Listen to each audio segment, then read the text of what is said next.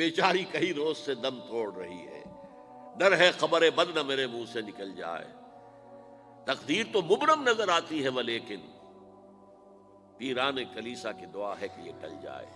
تو پہلی بات میری ختم ہوئی، عالمی نظام خلافت دنیا کی تقدیر مبرم ہے، ہو کر رہے گی، اس میں کسی صاحب ایمان کو کوئی شک، کوئی شبہ، کوئی ریب نہیں ہونا چاہیے۔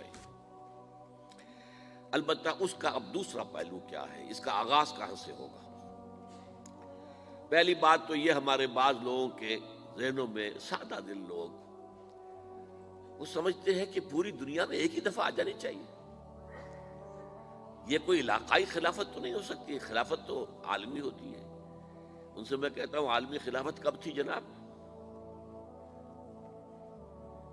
یہ تو نہ خلافت راشدہ میں عالمی تھی، کیا ہندوستان شامل تھا اس میں؟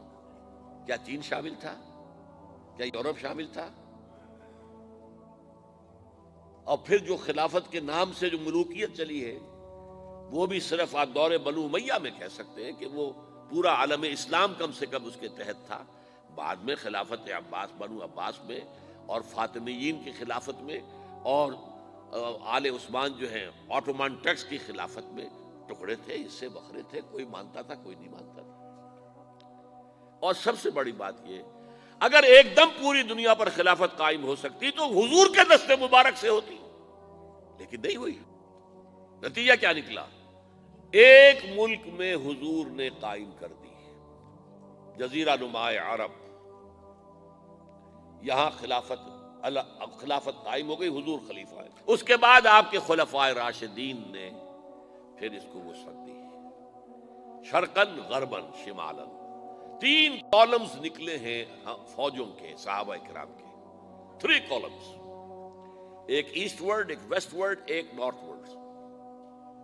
ایک عراق کو فتح کرتے ہوئے ایران میں پہنچ گیا، خراسان تک چلا گیا، ایک شام کو فتح کرتے ہوئے اور پھر سینائی پیننسولا سے ہو کر افریقہ میں داخل ہوا اور اٹلانٹک تک پہنچ گیا، تیسرا سیدھا شمال میں گیا، لیکن یہ زیادہ دور نہیں جا سکتا تھا، کوکیشین ماؤنٹینز آ گئے، کوہ قاف، اس زمانے میں تو یہ یوں سمجھیے کہ امپیسیبل تھا نا، کوہ قاف، لہذا وہاں آ کر رک گیا۔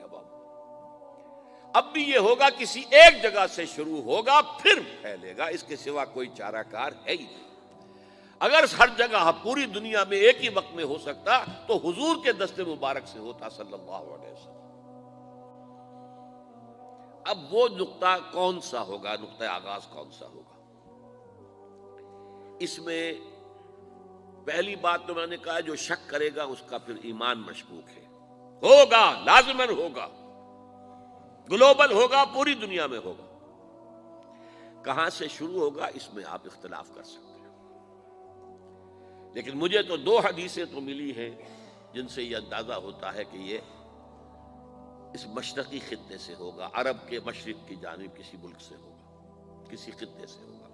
وہ حدیثیں بھی اب آپ پڑھ لیجیے پہلے، پھر میں کہہ رہا ہوں یہ خزانہ ہے جو ہم نے آپ کی خدمت میں پیش کیا ہے، کاش کہ آپ اس کی قدر کر سکیں، یہ حدیثیں آپ کو ازبر ہو جائیں، یاد ہو جائیں، لوح قلب پر نقش ہو جائیں۔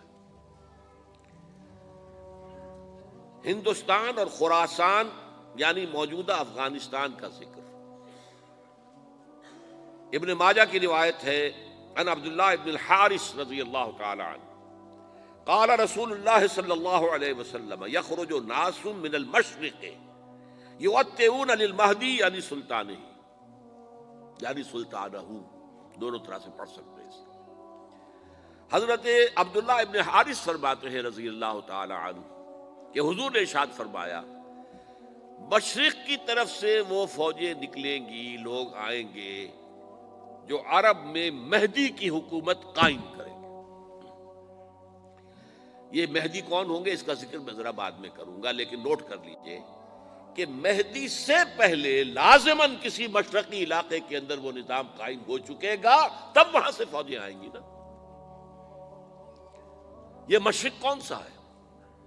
عرب کے مشرق میں آپ چلیے ایران بھی آ جائے گا، افغانستان بھی ہے، پاکستان بھی ہے، اور اگر اسے اور توسیع دیں تو ہندوستان بھی ہے۔ یہ ہے عرب کا مشرق،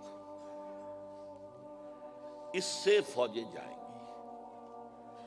اس کا کیا مطلب ہے کہ اس میں سے کسی جگہ پر نظام خلافت پہلے قائم ہو جائے گا، تاکہ وہاں سے فوجیں جائیں گی جو جزیرہ نما عرب میں حضرت مہدی کی حکومت کو قائم کریں گی۔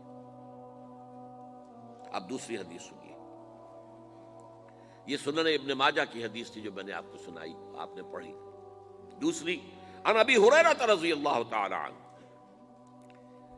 یہ ترمذی شریف کی روایت ہے، قال قال رسول اللہ صلی اللہ علیہ وسلم یخرج من خراسان رایات سود لا يردها شیء حتی تنصب بإیلیا، خراسان کے علاقے سے سیاہ جھنڈے لے کر فوجیں آئیں گی، ان کا رخ کوئی موڑ نہیں سکے گا، ان کو پیچھے پھیر نہیں سکیں گے کوئی بھی، یہاں تک کہ وہ یروشلم میں جا کر جھنڈے نصب کر دیں گے۔ ایلیا حضور کے زمانے میں یروشلم کو کہتے تھے۔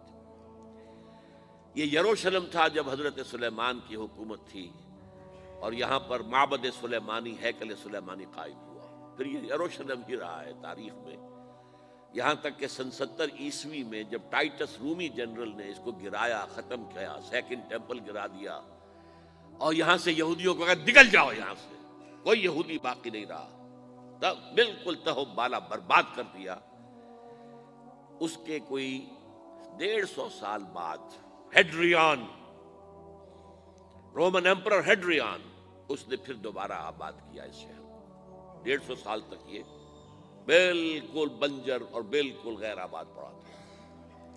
اب ہیڈریان نے جب آباد کیا تو اس کا نام ایلیا رکھا، اب یروشلم نام نہیں تھا، تو حضور کے زمانے میں پھر اس کا نام ایلیا تھا۔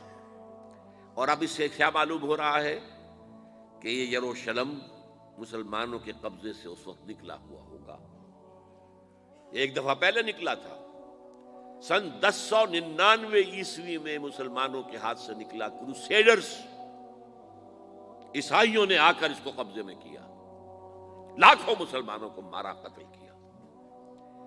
اس کو 1187 عیسوی میں واپس لیا ہے، کس نے لیا ہے؟